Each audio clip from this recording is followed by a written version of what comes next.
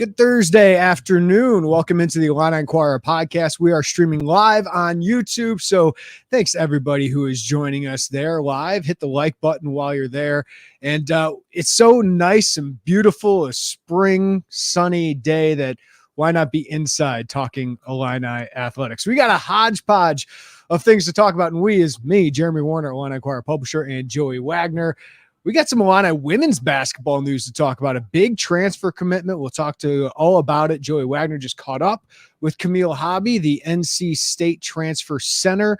Terrence Shannon Jr. finally, he's putting to rest all my Brian Windhorst memes about why hasn't he declared for the draft? He did declare for the draft. What's that mean for him and the Illini? We'll talk about that. And Illinois football has a big recruiting weekend as well coming up. Oh, and the Big Ten has a new commissioner. A lot to talk about, Joey Wagner. How are you, man? I'm good, man. A lot to talk about. You're running a little bit of a monopoly here on these 1 o'clock time slots on YouTube, man. It's a Jeremy Werner hour. I guess it's working out well. I got away from the radio show to stop from going into a certain time, but it just works out for everybody, at least for us. So it's been working well, and the response to this has been great. And before we get into everything, I do want to say, the support, whether you support us just watching us on YouTube or support us listening on the podcast, is phenomenal. Any way you guys can support us is great. We work hard for you guys, and we enjoy our job as well. But if you really want to support us, the VIP subscription is the best way to go. And this week we are running a 50% off annual membership for your first year. That's more than $60 in savings. And there's just barely a better time to do it with the transfer portal in college basketball heating up. Nobody's better than Derek Piper covering that. So get all the insight there. Obviously, big football recruiting weekend. We got spring ball continuing to go on, Joey, and we're just a week away from the spring game, man. So we're going to get an even better look at Illinois. We've really only gotten one in-depth look. So just kind of a perfect time for everybody to hop on board. And Joey, you've been covering the heck out of Illinois women's basketball, and you had some insight into some of their transfer possibilities, including Camille Hobby earlier this week. So it's just a busy, April has turned into our busiest traffic month and one of our busiest months of work and we got the NFL draft next week or 2 weeks. Yeah, I'm looking forward to that. I know you are too. I just want to echo what you said, dude. I watched when you have Piper and you have LaTulip, and it's a lot of people watching this live, giving us an hour or so of their day in the middle of the day, and that's awesome, dude. That is awesome to see the response. Obviously, April is an anxiety-filled month for fans. I get it, I understand it, but there's a lot of interest too, and it's just really cool to see how much response this has gotten. We'll dive into the Terrence Shannon news here in a little bit, declaring for the draft. But I do want to give the floor, and I guess this would be the A block of a podcast. Usually the A block is the top news if you're doing a broadcast show here. But Camille Hobby is a big-time commitment for Shauna Green, who has had a phenomenal first year, obviously, leading Illinois to its first NCAA tournament in women's basketball in more than 20 years. But we knew, Joe, watching this team all year, dynamic. They can compete with anybody on the perimeter. But if they had one person in foul trouble, most notably Kendall Bostic, if Bryn Shoup-Hill was injured like she was towards the end of the year, there just was not a lot of depth up front. So to add a 6'3", proven high major center who averaged 8 points, 4 rebounds for a perennial NCAA tournament program like NC State, is a huge deal. And if you look at some of these transfer rankings, ESPN, Charlie Cream does a great job covering the women's basketball scene.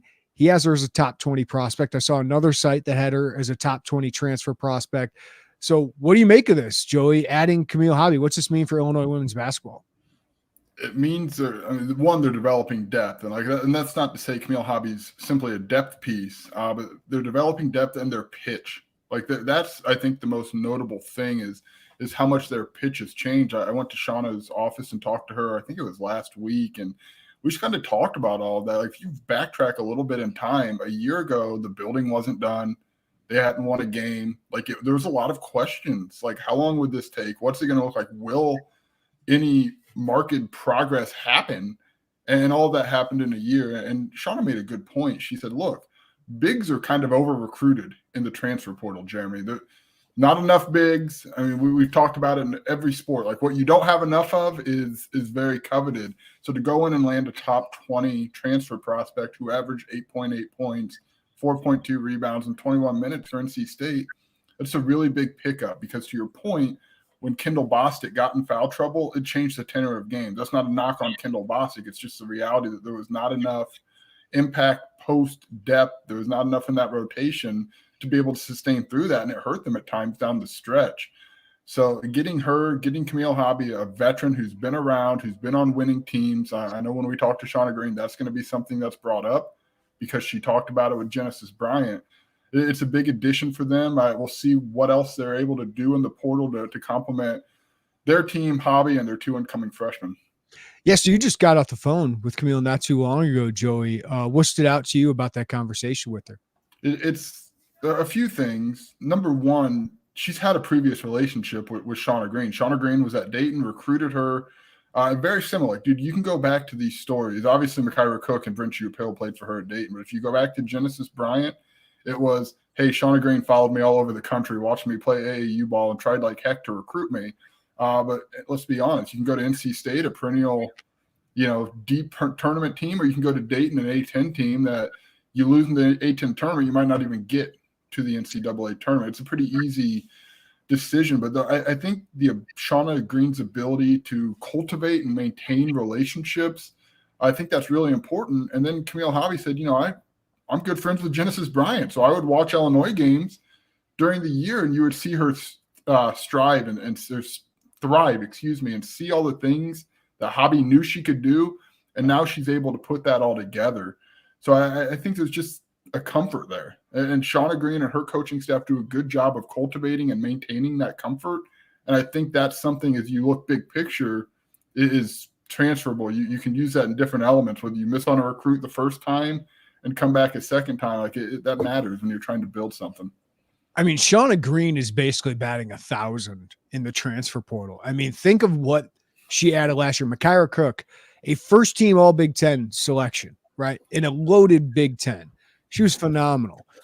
Then you get Bryn Shupil, who's a stretch forward. I think she's going to continue to get better and better, but that's another starter for you. And then you mentioned Genesis Bryant, former 4-star prospect. She recruited at Dayton, wasn't able to land because she went to the bigger program at NC State. A girl who's thinking of quitting basketball, and then all of a sudden she averages 15 points a game, is all Big Ten. Kendall Bostic gets better. Adalia McKenzie gets better. So listen, she said this before. Shauna did not expect this year. Like, she was basically setting us up that it could be a struggle because of depth, and a big reason was their lack of depth in the post. Now you have a good season, and you can pitch that to a Camille Hobby, a top 20 transfer, and she picks you over some other really good options. And all of a sudden you are building depth and you're building a talent base that maybe last year isn't a one-off, because let's be honest, like, this team towards the end of the year wasn't playing its best basketball. But that Iowa win really helped them sneak into the NCAA tournament. So now can you do it again? Well, you got to add more talent. You got to add more depth to do that. And Shauna Green's doing that, man. Like, it's just she continues to be impressive in so many ways, whether it's putting her staff together, getting the transfers initially, playing great basketball for most of the year, and now adding the transfer portal. You have one of your assistants become a head coach at the Division I level, and Ryan Gensler. Just couldn't be more impressed with Shauna Green's first calendar year on the job.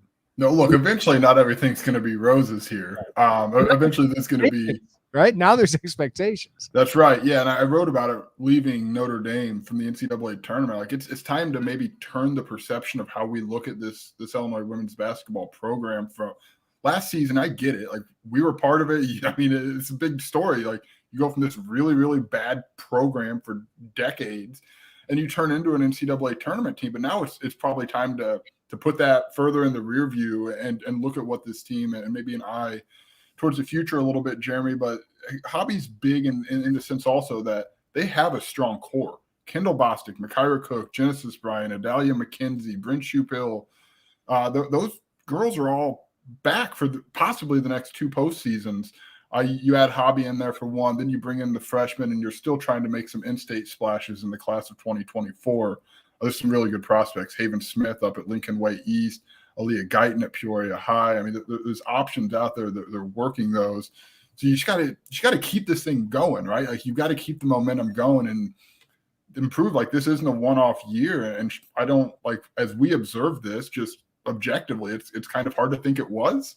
Yeah. Especially as you start to add in the talent. So things are good. Eventually they'll struggle, and some of it's going to be, the expectations are going to shift from happy to be here to, okay, make a run. But right now things are pretty good on that side of oven. Yeah, and you're adding 2 high major freshman guards. Gretchen Dolan, Miss New York. Corey Allen won back-to-back national championships with Montverde, which is obviously a powerhouse program. But 2 players that could potentially play right away, give you more depth, more long-term options as potential league guards down the line. But I didn't think if they just return the same core, they're making the NCAA tournament again. Like, I didn't think that was guaranteed. So you had to add to it. And Camille Hobby's a good start. I would imagine, Joey, they try to add another front court piece. Yeah, I would imagine they're going to be looking around, front court wing. I mean, what else is out there? Like, you've got a pitch to go and you got some space. So, yeah, man, I'm curious to see what they do. And depth is important. Most of these starters are playing 30 plus 35 minutes a game. It wasn't sustainable, man. It wasn't. And you saw, like, when Bryn Shoup-Hill wasn't 100% in that tournament game, Kendall Bostic certainly wasn't. You saw, man, like, what's that team look like if one of those 2 or both of those 2 are at 100? And there was just very little margin for error. I think it's kind of the best way I can summarize the women's basketball team last year. It was just very little margin. Like, you lose to Genesis Bryant. You think it could be a lot longer. It's not, and that probably saved you. Probably actually got you in the tournament. Everything had to break right in terms of injuries and all of that, and you got to find a way to build around that. Yeah. Well, now, if you have foul trouble, you got multiple bigs you can go to, right? You have a different, taller, bigger big in Camille Hobby than Kendall Bostic, who's built more like a 4, in my opinion, than Bryn Shoup-Hill, a stretch 4. So, like what she's building, man, and we'll see what more she can add as the season goes along. All right, this is not surprising news that Terrence Shannon Jr. would declare for the NBA draft.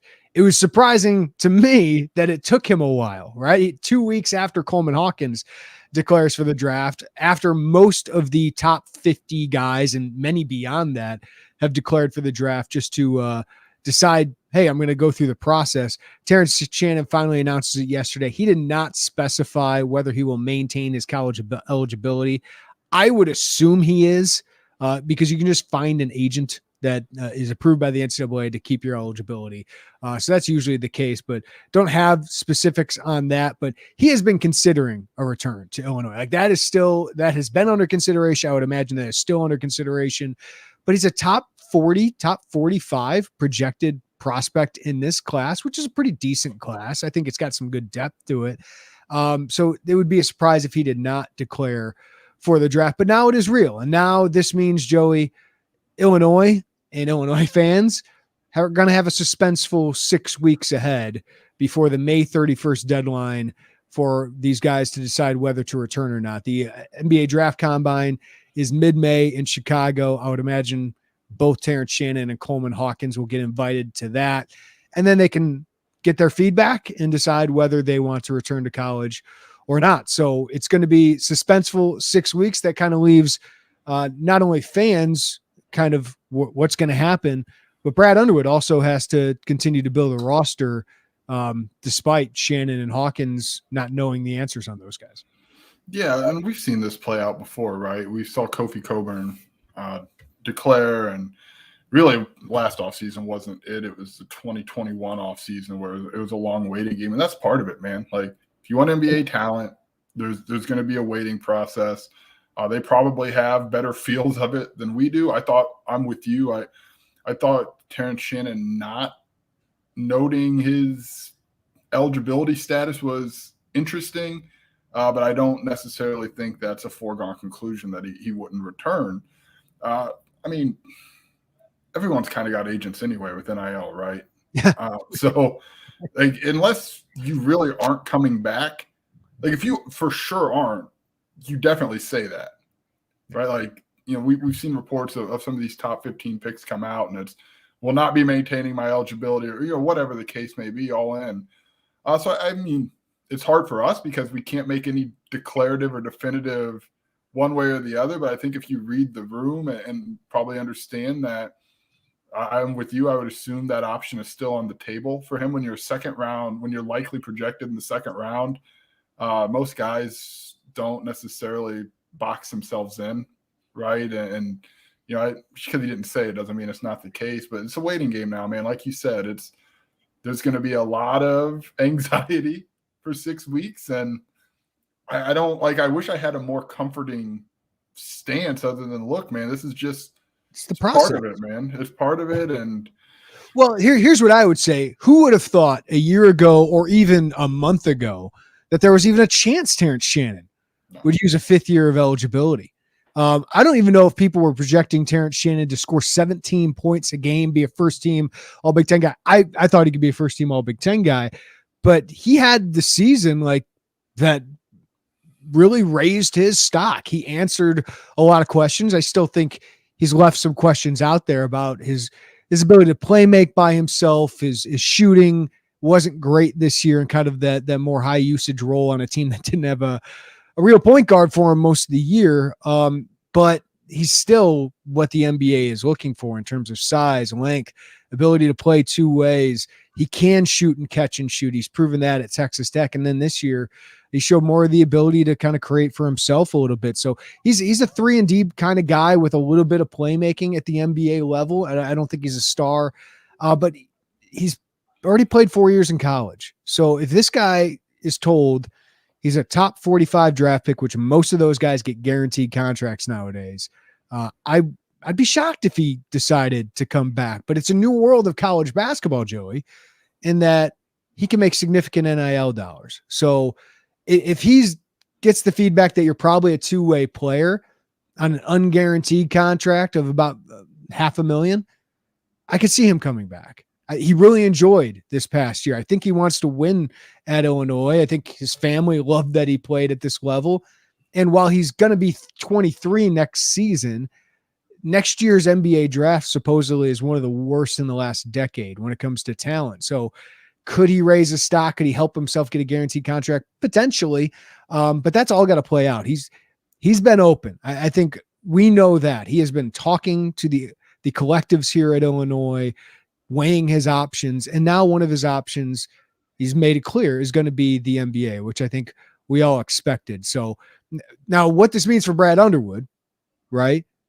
I don't know if this changes. I mean, I asked him the other day about Terrence not declaring for the draft, and he didn't say anything about recruiting a wing, right? I think there's a little bit more optimism in this program about Terrence Shannon could come back. Doesn't mean he will, but that he's open to potentially coming back. He's still working out with Adam Fletcher and the team right now, which I think, some of these guys just leave and go to their agents wherever they want to go, whatever workout facility they wanted to, without whatever trainer they want to. He's staying with Adam Fletcher in Illinois for the moment, which I find really interesting. But Brad Underwood, I think, is still going to do what he's going to do, which is I'm going to go find a center. I'm going to go find a point guard. And then if Coleman Hawkins decides to come back, great. If Terrence Shannon decides to come back, great. But I still have Harmon. I still have Damask. I still have Rogers, Harris, and Goody. So I'm not empty on the wing, but maybe I can make up some of that production with a top-tier league guard, bring him in as a transfer, a top-tier center potentially if they can land one. I think that's going to be their track until Shannon and Hawkins decide to make a decision, because a great center and a great point guard can still play with Shannon and Hawkins. Yeah, I mean, I thought, to your first point about him not bringing up a wing when you asked him, was curious. I mean, I thought we retired the Windhorse things, but maybe not. I don't know. Like, look, the portal is, there's always going to be players in the portal. Like, there just is. Mm-hmm. You're going to miss on guys. Like, it's just part of it. We're 2 years into this. I'm going to dovetail a little bit away, Jeremy. Like, I don't know how to approach conversations still around roster building, because if you sit here on April 13th and try to write down what it's going to be, like, you're wasting your time. You're probably working yourself up to get angry or scared or nervous or whatever. And it could change it's going to change by the end of May. So, like, it's hard to find the right balance with these. Yeah. And I get, like, we have to create content. So us in the media are going to do our this top. isn't a knock on, it's just hard to try to, like, talk about this because there's so much changing. Like if Terrence Shannon doesn't come back, of course Brad Underwood's going to go out and try to get a wing, but you try to build around that where you can mitigate the punch if he doesn't, right? Like there's roster building's hard, and I think we're all learning to how to like approach it in terms of how we think. And I'm not trying to get away from the topic. It's just because it's just a lot of reckoning with trying to understand what it is now. Yeah. So if Terrence Shannon decides to come back to Illinois, they're a Big Ten title contender, right? Like I think he's the best guard in the Big Ten returning. You would have, I'm assuming they're going to land a point guard. I'm assuming they might, yeah, they'll add some kind of front court help, whether it's a top tier guy or not. I would lean toward, like, this is just me reading where he's mocked, where he's slated to go, and just what Coleman has said. I would think it's more likely Coleman Hawkins returns than leaves, but he's still got to go through the process. Maybe that changes. And it takes a promise. We've seen that in the Big Ten. Damascus here, Harmon is here, Goody, Harris, right? Like, I don't know. That's probably not the front runner in the Big Ten by any means, but that's a team that I think is a top half Big Ten team that can compete at a very high level if Shannon comes back. If Shannon does not come back, I still think you can be a good team, depending on who you land, obviously in the portal. But I think you can still be an NCAA tournament team. But it's hard to imagine a Big Ten title contender without Terrence Shannon. But the fact that that's still on the board, right, when I just assumed a month ago Terrence Shannon was gone. Yeah, I think we all did. Like this is the part that's changed like quickly, because from last May or April when he committed to Illinois to now, I think all of us operated under the thought that, well, it's going to be a 1-year deal, and Brad's going to have to go out and find another wing, which is a very reasonable thought. It might still come to be, but like you just got to feel it out, right? Like he changes the calculus of what you want this offseason, what this offseason can be if he comes back. I'm with you on Coleman. I mean, he's kind of like actively recruiting on Twitter from time to time. Like I would lean towards, unless Team Caleb Houston's him and gives him a promise to say, we'll take you at X spot, but yeah, you would lean towards that. It's just weird. Like, I'm not trying to say we're wasting our time talking. It's just a weird thing to try to talk about. I'm just trying to figure out the best way to go about doing it, because it's still new-ish, maybe not as new, obviously. And if Terrence decides to stay in the draft, I still think there will be, if you want to go get another wing, I don't think the portal is going to be empty. Well, because it's going to be guys withdrawing from the draft, perhaps going into the portal. Like, here's the thing. When you're a program, like when you're a high major, top half of a high major conference program, there's not necessarily like a shortage. If you're actively shopping, there's not necessarily a shortage of players, generally speaking. I mean, you think that's fair? Yeah. Yeah, because when you're the Missouri Valley, all your first team players decide to go up a level after that. We're seeing that going on right now. And let's say this is a win-win for Illinois. Either Terrence Shannon comes back or Terrence Shannon gets drafted into the NBA, and you have another player in the NBA and another great sell to the next transfer, potentially next Chicago kid who wants to transfer back home, right? Like, so it's not a bad thing for Illinois regardless. Certainly it'll impact what happens in 2023-24. I want to ask you, Joey, I haven't had you on the podcast since Monday when Illinois gets 2 transfer commitments, Marcus Damask from Southern Illinois, and of course, Justin Harmon out of Utah Valley. Just what were your takeaways about those 2 additions? Yeah, I thought you and Piper have handled, like, the fits make sense. Like, I don't think either one of those 2 inhibits you from going and landing somebody else. Like, I think it's interesting that we've seen the portal kind of go, and this year's shopping is probably a little different than a year ago, when last year was like very clear you needed some stars to replace the guys you lost. But I think it's an interesting approach to go out, and probably the right one in my opinion, to go out and get maybe some more complementary role players, guys who are hungry. I know Mike LaTulip has talked to you about that. He's a big fan of kind of some of those guys moving up and being that prove it type of player, but neither one of those 2 stops you from making a splash at another position. I don't think there's anyone who's going to be on a recruiting Zoom or visit who would say, well, I don't know, what do my shots go here or here, or my role is here. I think those are good complementary pieces. guys that you look at teams who make tournament runs, they have those guys who put up statistically similar profiles. And that's, of course, factoring what we think it'll be from being like the lead man at Utah Valley or the lead man at SIU and coming into a different role at Illinois. Like, you need that stuff. And Domask in particular does a lot that Illinois didn't do very well a year ago. And I know Brad Underwood, Jeremy, on Tuesday night raved about Harmon's ability on both sides of the ball, and they like his defense. So makes sense, man. It makes sense. It doesn't create any roster blockages. You've got to start building out this way. And I think that's something to note, and maybe down the line to ask Brad about is how you've gone about building via the portal and what that timeline looks like. Yeah, I think they were pretty precise moves to fix some areas that you were weak in. You just didn't have many two-way guards last year, right? Like, I know Jaden Epps graded out well at points defensively, but man, teams attacked him. You didn't have a lot of guys that could handle the ball, get to the rim, and maybe play some good defense. Like, I know Latua maybe isn't buying Harmon as a elite on-ball defender like some people are putting out there, but I do think he can be average to above average at the very worst, and just a bigger guard that can get to the rim, can make some threes. And Domask just does so many things well. Like, there's just not a lot of weaknesses to his game. No, he's not the best athlete. Illinois' got some pretty dang good athletes in Sincere Harris and Ty Rogers. Coleman Hawkins comes back, it's a pretty dang good athlete. Terrence Shannon comes back, pretty dang good athlete. I just think those are really nice complementary pieces. I think Domask can be one of the best players on the team, on a successful team. He can't be the number one guy, in my opinion, if you want to be a successful team in the Big Ten. But I was a huge fan of that addition. I get why Harmon makes sense too, with Shannon kind of up in the air, at least for the moment.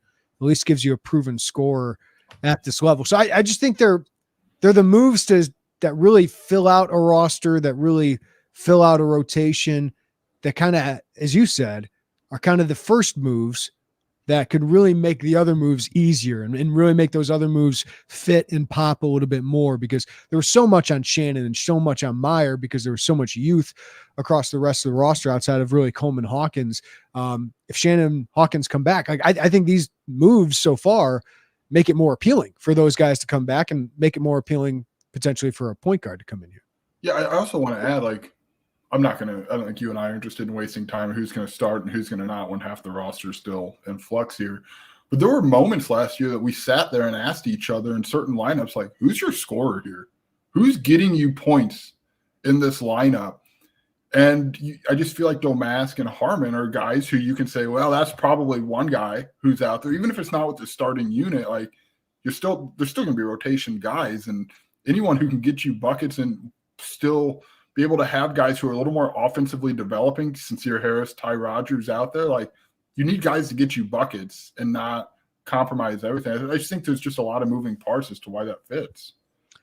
Let's address that big question, as Mark asks on our live YouTube. Is Illinois in contention for any point guards currently in the portal? Or are they waiting for someone to come back from the draft? It certainly feels like the latter, Joey, that they are waiting. They have a good idea of guys. Brad Underwood said the other day, we have our eyes on guys. Obviously they're connected.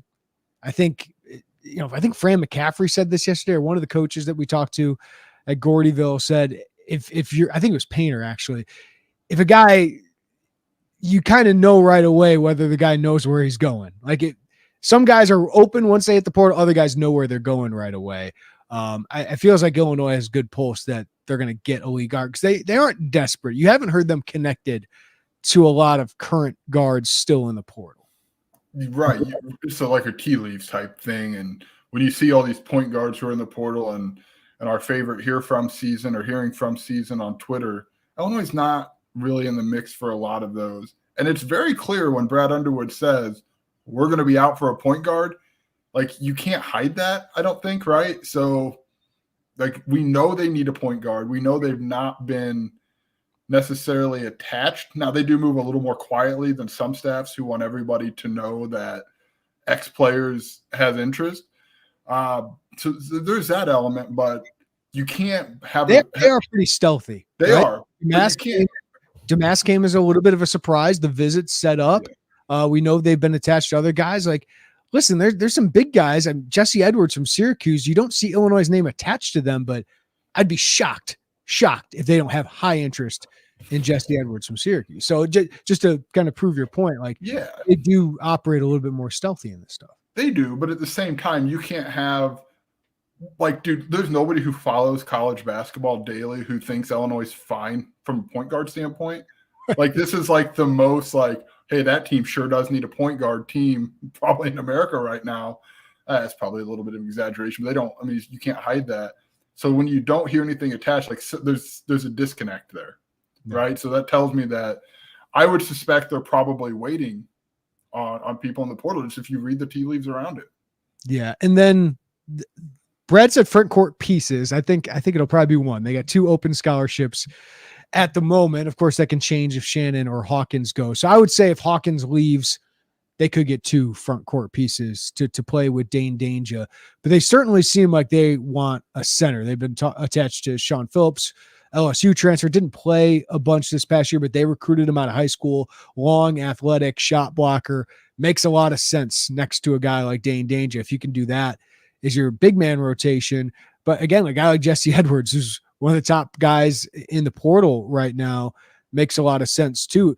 They seem to be big game hunting with these 2 pieces, though. That's what I would definitely say. Like, we know they've been interested in Caden Shedrick, but I don't think they're just gonna look for, hey, this guy can be an okay point guard. They want this point guard to be one of their best players. They are shooting high for center as well. I don't think Hunter Dickinson's going to be that guy, but I do think they seem like they're big game hunting at this point. It does feel like that. And to our point from earlier, is that a way to, one, get those starts, also hedge if one over both of Hawkins or Shannon does stay in the draft? Like, again, there's moving pieces to this, but I'm with you, dude. Seems like if Illinois wanted to go get any point guard, I'm sure there's a point guard out there who would have signed up to come in and start on a Big Ten team trying to win a Big Ten championship, and that's not happened. So it does appear that they have their eyes, just from reading from the outside, it appears they've got their eyes set. So somebody asked me if I asked Derek Piper if they have a guy lined up. Like, I try not to put myself in that situation too much. But it's clear that they feel good about some of their options. And I know some of the names people are asking about in the chat with, like, Tiger Campbell. I've seen people tweet about that. Tiger's not entered the portal yet. He declared for the NBA draft. But if that guy comes available, yes, you're going to have interest in him. Like, he's an unbelievable player. He's one of my favorite players to watch in college basketball, a great winner. So, yeah, if he comes available, I would expect Illinois to be highly, highly interested in him. And that's just me not having inside information. It's just like, yeah, that's just logic. It's just logic, dude. And it's a Cedar Rapids kid looking for NIL, probably. Like, yeah, Illinois makes a lot of sense. Or I've mentioned the name. We're talking about NBA draft guys who have entered the draft, haven't entered the portal. Like, yeah, a guy like Ray J. Dennis is everyone's filling up our chat about. He'd be a phenomenal get. Phenomenal. Like, he hasn't proven himself at the high major level, but he's the MAC player of the year. Like, so if he does decide to enter the portal, yeah.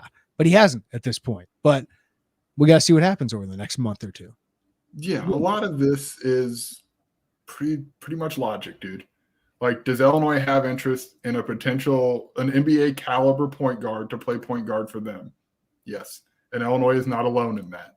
Every team has interest in an NBA caliber point guard. Now, I also think it's interesting. You look at Illinois and all offseason. At this time, all offseason, we were talking about, should they really – all freshmen at point guard, huh? Wow, we'll see how that plays out. That is most certainly not the case right now.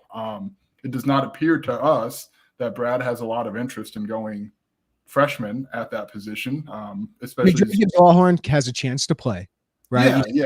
Athletic, explosive, can go get buckets, but you're not relying on him to be your point guard next year. Yeah, I'm with you. So veteran point guard, preferably people with experience. Yeah, that makes sense. But again, that makes sense for every team, man. And while being patient is going to be really, really nerve-wracking for fans, it could pay off for Illinois, because a lot of these big-time programs have already added league guards. There's only so many big-time, like, definite NCAA tournament caliber programs that have produced some NBA prospects who are going to have that point guard spot open. And Illinois has a good sell, especially if some of these guys come back. And I think obviously they got a good track of development, a good track of winning, and have developed a couple NBA prospects as well. And I think Matthew Meyer and Terrence Shannon, that their transfers worked out well for them individually. I think Matthew Meyer's going to have a chance to play in a summer league and potentially have a chance to play in the G League or get onto an NBA roster. And then Terrence Shannon, I feel like if he wants to, can be on a two-way contract next year at the very minimum. Yeah, I'm with you. And like an unsolicited, I don't know. It's fun watching this because there's a portion of the fan base who's like, oh yeah, like likes to dream of every possibility in every scenario. And there's another portion who's like, nope, no, thank you. This is entire, and that's okay too. Like, I don't think any one of those is wrong. If this isn't for you, man, hey, that's okay. Like, basketball will be there in October when the rosters are finalized. But if you like, I don't know, it's been interesting to watch over the course of the last 12, 18 months, how it's kind of split from that. I don't know, man. Dream of whatever you want to dream of. If it's too much, it's too much. But I promise you, Brad will have a team that, look, in October, you're probably going to like this team. You may not have liked the road, but you're probably going to like this team in October. I think in early June, you're going to look at your roster and think you have a chance. Like, you have a really great chance of making the NCAA tournament and a decent chance to compete in the top half of the Big Ten. Like, am I being too positive there? I just feel like this staff has not had an issue getting talent. And I don't know, the depth could be really good if even just one of these Shannon Hawkins comes back and you add a lead guard. I'm with you. I mean, I don't think you always have to, like, there's a portion who says just trust the staff. And that's okay if you don't, but you do have to understand how they approach it. Like, their approach really hasn't changed when this portal thing took over. Like, you know that they're gonna, like, there's another wave coming after the NBA withdrawal deadline. Like, you know all these timelines, and if you don't trust them, that's your prerogative, and whatever. But like the way they've approached it's been pretty steady for the last year or so. I just don't. I have no fear of them being empty-handed. I have no. I have no fear of them trotting out a point guard that is not capable, right, at the Big Ten level come next November. Like, I don't have that because I've seen Brad Underwood go get talent. Like, the problem was last year, we brought it up all last offseason. One of the biggest questions about this team, they have 2 freshman point guards. Is that going to come back and haunt them? And it did. So maybe at the end of this, Joey, we got a question of, man, Terrence Shannon went to the NBA. I don't think they got enough scoring. I don't know if they have enough. They have that dude. Maybe they have some depth. Maybe they can be a plucky team, but I just don't see them as a contender. Right. But I think they're going to have a competitive team here in the Big Ten. Yeah, I'm with you. Look, they're not going to get a transfer from Milliken to play point guard for them. Okay. Milliken, nice D3 program. That's not what it's going to be. Like, they don't got like a point guard that's averaging like 30 a game or something. I'm sure if I looked it up, I'd see someone like, no, like, they're going to get talent. But that, to your point, I thought it was a really good point, Jeremy. Like, that doesn't mean at the end of June, it's like, no questions about them. Pencil them in for the final. Like, no way. Like, there's always going to be questions about every single team in the country. I just think there's a wide spectrum from having questions to, oh my God, this is going to be the worst. Like, but I also understand the roller coaster of emotions from the opening of the transfer portal to the withdrawal of the NBA deadline. That is a long 2 months, and there's a lot of moving pieces. Like, dude, I get it, man. Like, if you follow this and you like, that is stressful, 100%. That is very stressful to try to, because it's just who we want, right? Like, stressful and exciting. I mean, there's an excitement now because there doesn't appear to be a lot of overlap. You're either stressed or you're excited. I think given where your program is, you should be kind of excited about. Listen, I know you want more, but I think they're going to have a competitive roster. And I'm really intrigued to see how this all plays out. But the way the way they're operating, the confidence that's emanating from Brad Underwood and seemingly from the staff right now, I feel like they'll be okay. It's about, will they be better than last year? Will they raise the bar, or is it just about making the NCAA tournament? And then you got to replace most of your roster again next year. Like that, I understand. Talent acquisition has not been a problem for Illinois, especially since they turned it in that COVID canceled season. Yeah, talent retention in March have been the issues here recently. All right, Joey, I wanted to bring up we're a week from the spring game, we're not getting much of a look recently since the scrimmage we got to see. And you've been down there talking with the guys more than anything. Any notes you want to add? We'll do a big spring game preview at some point next week. And my thing with the spring game is, yeah, everyone's going to be walked in on Altmaier and the quarterbacks and all that. For me, it's about, Jordan Anderson, Aiden Woffrey, seeing some of those guys, the secondary, seeing who makes some plays, who steps up there. So that's kind of my sneak peek at what I'll be looking for, because I think we know who most of the starters will be. I think we know Luke Altmaier's got a pretty dang good chance being the starter. They're throwing out social media clips of him often. I think that tells you something. But anything new? Anything new that you want to share about Illinois football that we've learned? I put out a position battle piece I don't know what day. Today's Thursday, so it must have been Sunday or Monday. We put that out. I don't know that I've got a huge number of questions as far as the ones. Defensive secondary, that's where I have probably the most at a few positions, the most questions. And look, we have to acknowledge before we go any further, Brett Bielema is not going to name a starter on April 19th at literally any position other than like Julian Pearl, Isaiah Adams. Like your major stars are just like the obvious ones, right? How many can we name? How many would he like for sure? Like he would be comfortable with Keith Randolph, Johnny Newton, Isaiah Adams, Julian Pearl, Tariq Barnes, Isaiah Williams, Tip Ryman, Seth Coleman, and Gabe Akis. I don't know about CJ Hart. I think he would say Taz. Taz Nicholson. Yeah, I think Taz Nicholson would be in there. I don't think he'd even say listen, I think Caleb Gifford's going to be your starting kicker. I don't think he'll say that yet. I think he's going to let that play out. Yeah. Also, a little bit of David Alano buzz is like circling around. This dude has been really impressive. It sounds like kicker buzz. I love it. Oh man, that's where we are. But yeah, he's not like, if you want Brett Bielema to stand up there and say Luke Altmaier is going to be the starter against Toledo, you should wait like 3 months, 4 months maybe. Yeah, I would say earliest we get that is second week of August. Yeah. DeVito, like the second week, they're like, all right, what are we doing here? Let's just announce it. Yeah, because I don't think even before like media days in July, that would come up. So yeah, I don't know that there's a lot. The thing that as I sit here and I look out my window and it's beautiful and we've had our windows open for all week, I'm like, dang, we got the one crappy day to watch a scrimmage that we couldn't even see anything from like the quarterbacks, because one, I thought defensive line was really impressive that day, and two, it was horrible out. Like you couldn't.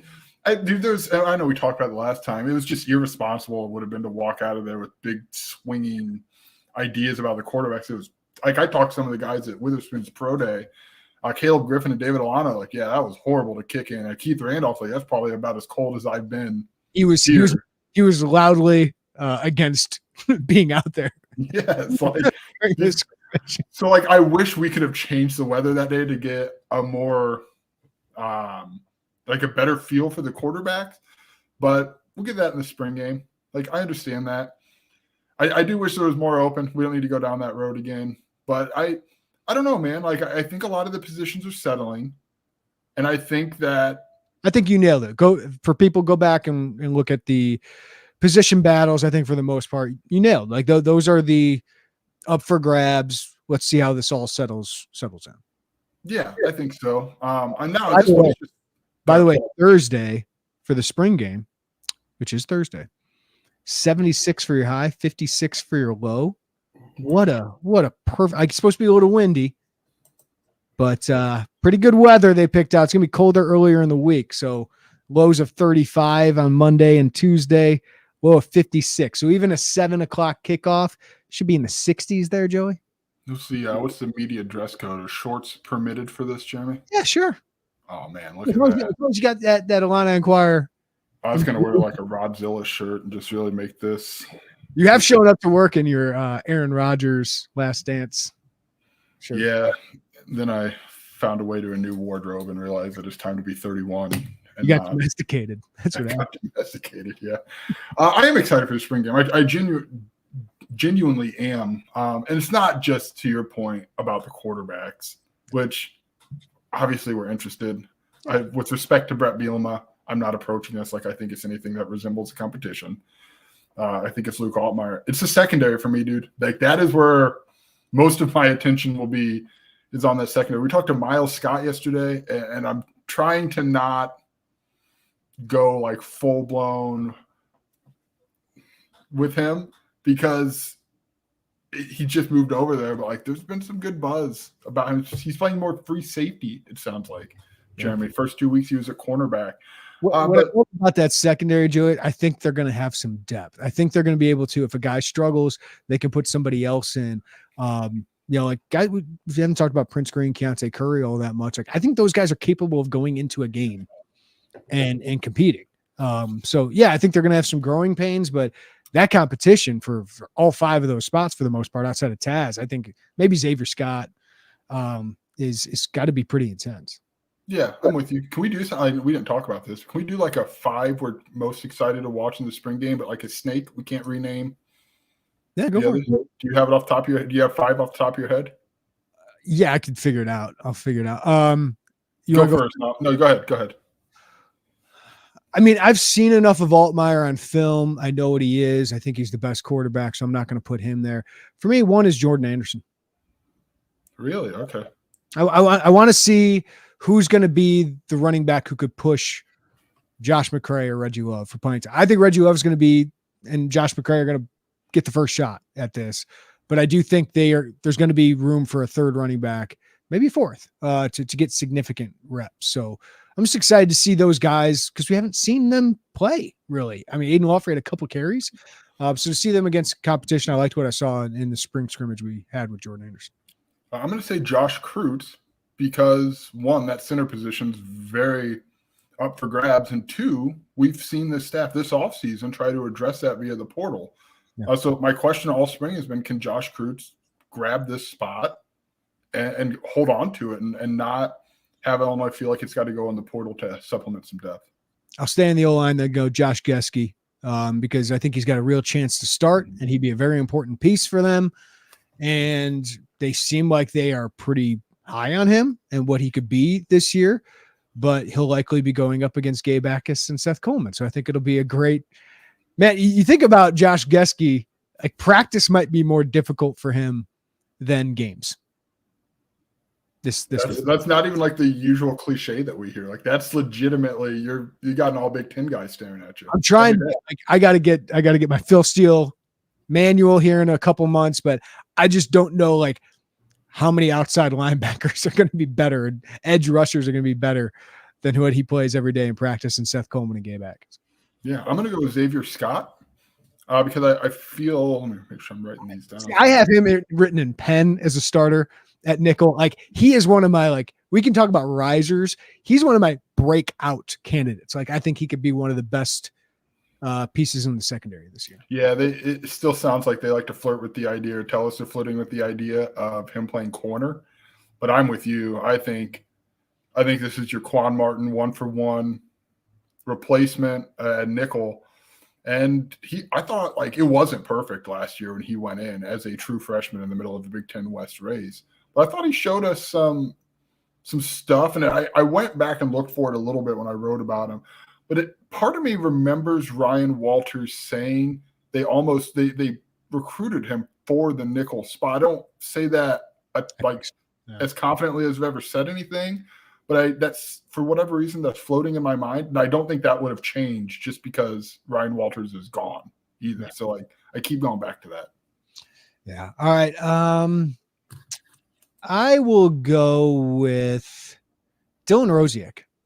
Somebody's got to replace the production of Isaac Darkangelo, who had a phenomenal year last year. The staff was kind of hyping him up at this time and during training camp last year. And we're like, all right, former walk-on. We saw him play special teams.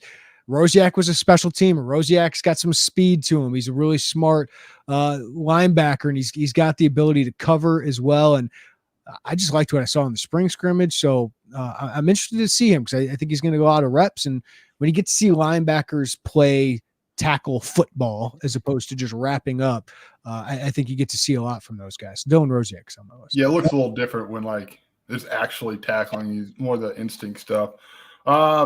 Griffin Moore. I think they need a second tight end. I think he can be a little bit more productive in the pass catching game than we've seen Illinois tight ends have. That certainly has been the buzz about him this spring, and his ability to go out and be a pass catcher.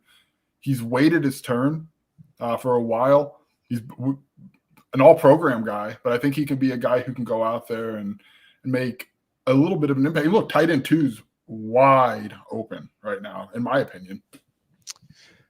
I'm not going to double up at a position yet, but I'm going to go with a defensive lineman, because what if you have an injury? Mm-hmm. If you have an injury and you didn't have that last year, Sed McConnell is a really important piece. Behind Johnny Newton, like he's the backup 3 tech. He can play a little nose. He played that in the bowl game. Maybe he could back up. I know Evan Kurtz has kind of been behind Keith Randolph at that 4-eye technique, but can you have Sed McConnell play 150 snaps so Johnny Newton can get a breather every once in a while? You don't want to keep Johnny Newton off the field too long, but I'm interested because Terrence Jameson has said some really positive things about Sed McConnell, redshirt sophomore. That's when you expect these guys, whether it's O-line or D-line, to really take off. You're not going to double up. I'm going to steal the person you were going to double up on, say Caden Fagan. He's a 4-star. Oh. Is that not who you were going to double up on? Oh, I was going to take another running back. Oh, okay. Well, we can just throw him in there. Aiden Wofford, yeah. But look, man, he's a 4-star down the road freshman who looks like a grown adult.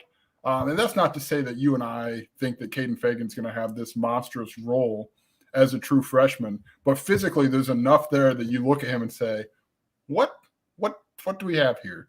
Mm-hmm. Because he's a large kid. He's got more scoot.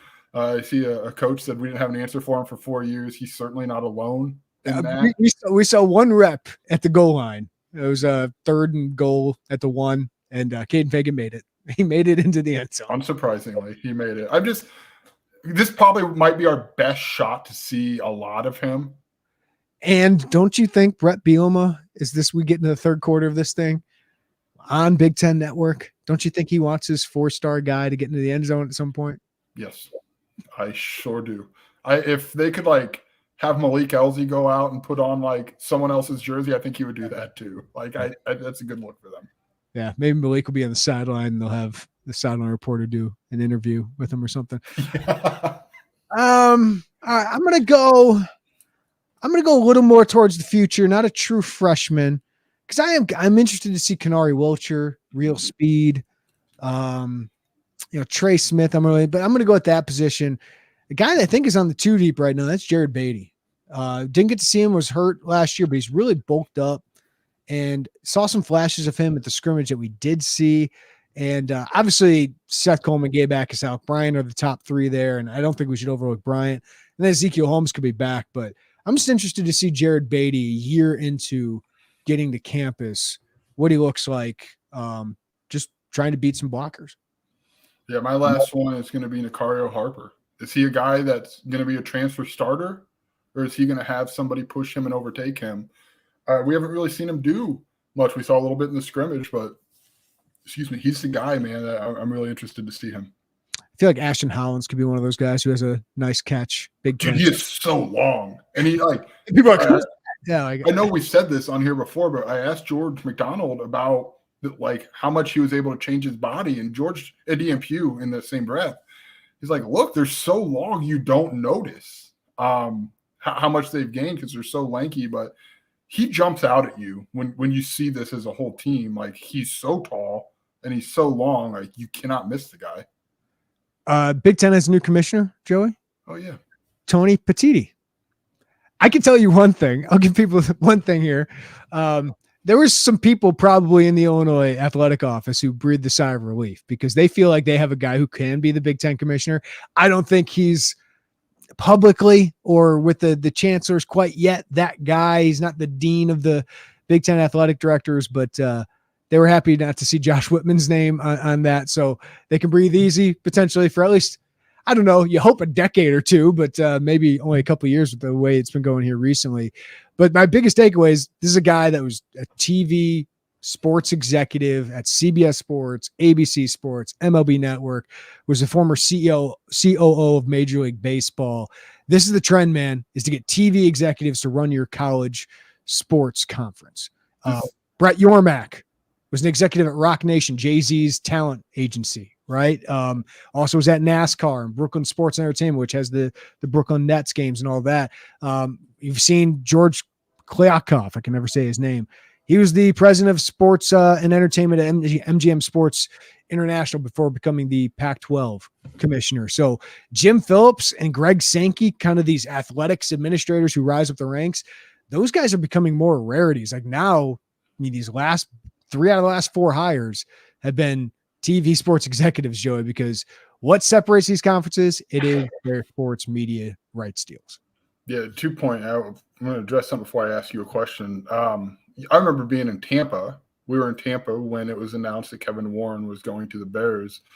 And I think we cover this program, this athletic department. We kind of thought like, well, we don't think so, but what about Whitman?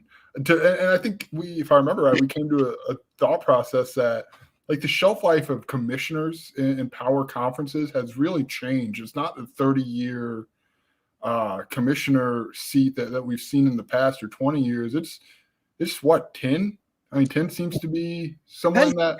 Like I think Jim Phillips would be a lifer. If Josh Whitman got the job eventually, I think he'd want to be a lifer. But I think Josh Whitman has planned, and I think he said this, like, he wants this to be his last job, Illinois. But like being the Big Ten commissioner, why would that not appeal to him? Like, why would that not appeal to anybody? Being one of the 2 most important people in college athletics, the SEC and Big Ten commission. I mean, zoom out. That's like, you could argue, a top 5 job in all of sports in North America in terms of being a commissioner. NFL commissioner, NBA commissioner, probably have MLB commissioner still in that. But yeah, I would say Big Ten and SEC commissioner after that. You could make a real argument for it.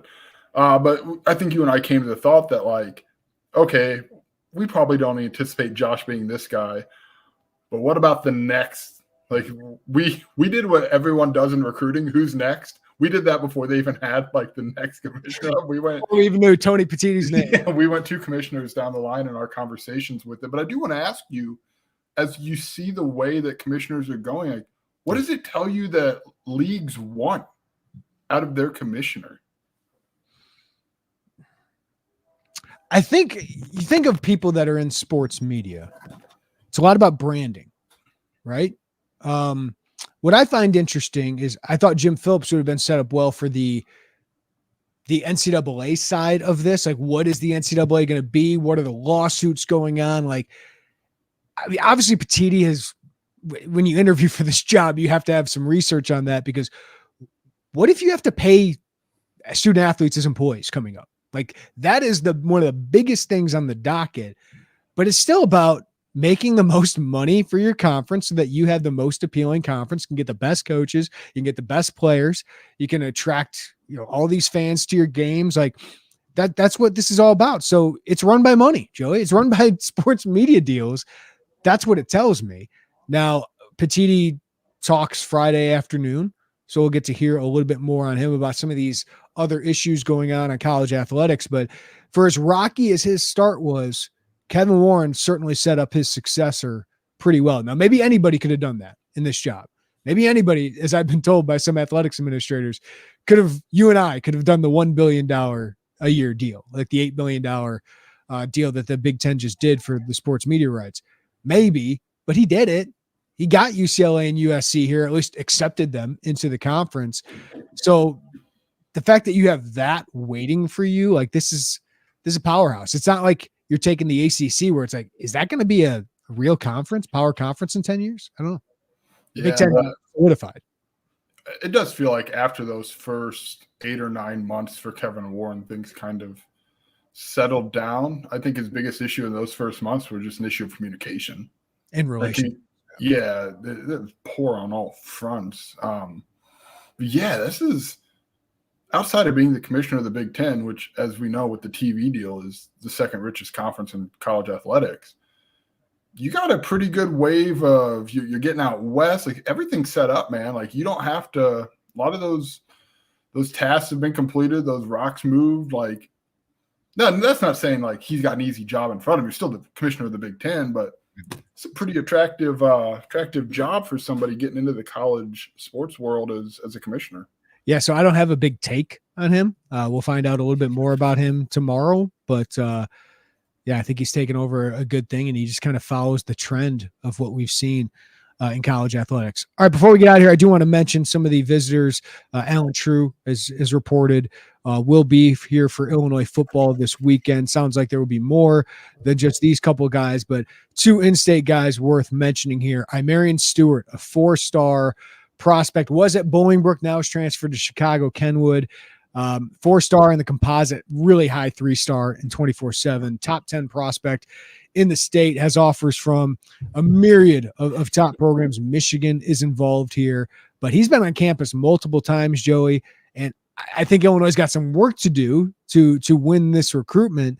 But again, getting him back on campus and potentially setting yourself up to get him for an official visit, this is what you want to see. You want to see Illinois involved for the state's top prospect. Imarian Stewart feels like 4 years ago, Illinois wouldn't have had a shot at least now you seem to be in the mix. So a dynamic wide receiver, 6'1", 180, plays bigger than that. Even though he's got this quickness too. I think he's kind of a Ricky Smalling with a little bit more quickness to him. So a dynamic prospect here. Yeah, I mean, you're right. 4 years ago, you're not getting him on campus. 2 years ago, you might get him on campus, but it might be hey, yeah, we'll swing through. To get him multiple times on campus, it shows that Illinois is interested in these battles. That they are interested in getting the top players in the state of Illinois. It's not a hot take or new information, and they're putting themselves in a position to be under real consideration. And George McDonald deserves a lot of credit. It appears he's really made a lot of inroads with wide receiver recruits, especially in the state of Illinois. Malik Elzy was obviously a really big get, but you're seeing that here again in the class of 2024. And I don't want to overlook, I think getting a Malik Elzy makes it more likely that you get the next caliber of prospect like Malik Elzy, right? Like it's so important to get players like that because they have respect among their peers, and their peers who have all these great options go, oh, Malik, oh, he's going to Illinois. Man, we could team together. We could do some great things together. Someone's got to make it cool again. Yeah. Right. And don't overlook how close a lot of, especially in-state recruits are. I mean, they see each other everywhere. Pick a camp, they're all there. And it matters when you get one. And now it's just a matter of building momentum in the class of 2024 and getting some of these visitors a few times.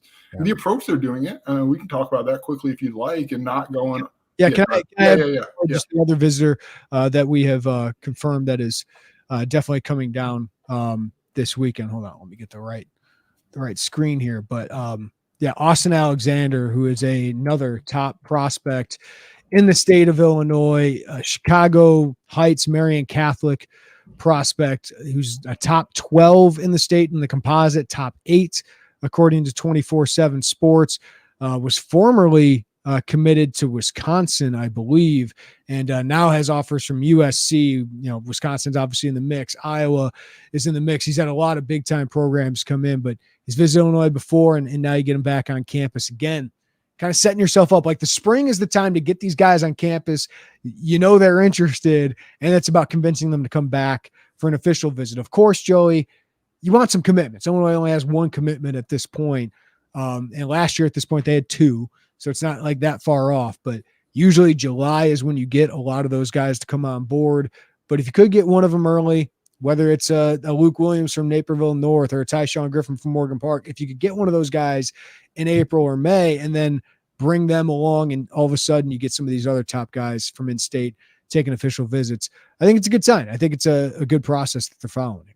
Yeah, I think we saw the bones of that laid in the 2022 class, where they had a big group of official visitors, and I think 8 of them, Jeremy, in that first weekend were committed to Illinois. So it's kind of a swarming effect on some of those other visitors. And I think you'd like to see Illinois get a little bit closer to that as there's still a long way to go before official visit season really heats up in the summer.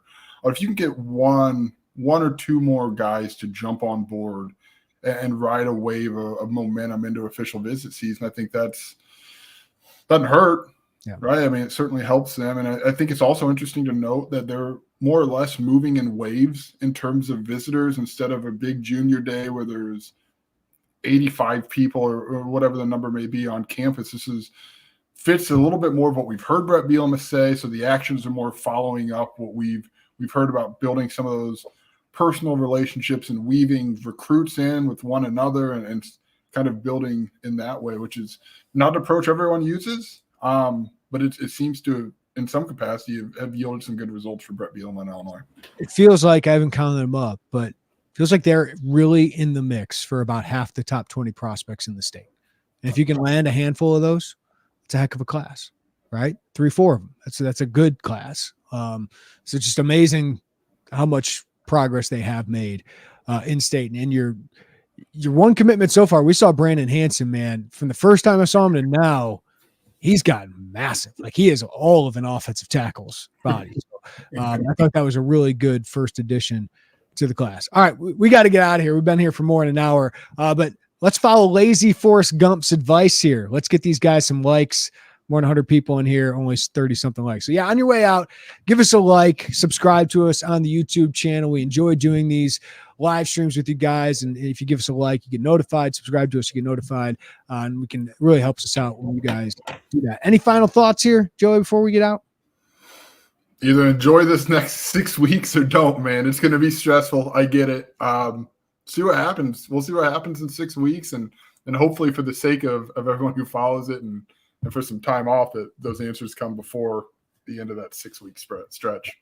Well, appreciate everybody listening to the Illini Inquirer podcast. Give us a follow, rating, review wherever you get your podcast. We got plenty more coming up at Illini Inquirer, whether it's basketball transfer portal, whether it's football recruiting, a big weekend coming up for Illinois again, the spring game, Illini women's basketball trying to add more to the roster, and spring sports. We got a softball story coming out tomorrow. They've been struggling a little bit. Jonathan Allday, our intern, wrote a little bit about that. So keep it at Illini Inquirer. And of course, again, 50% off VIP sale for the next several days.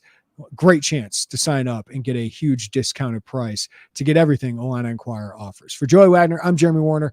Everybody have a great day. Take care of each other. We'll talk to you next time on the Illini Inquirer podcast.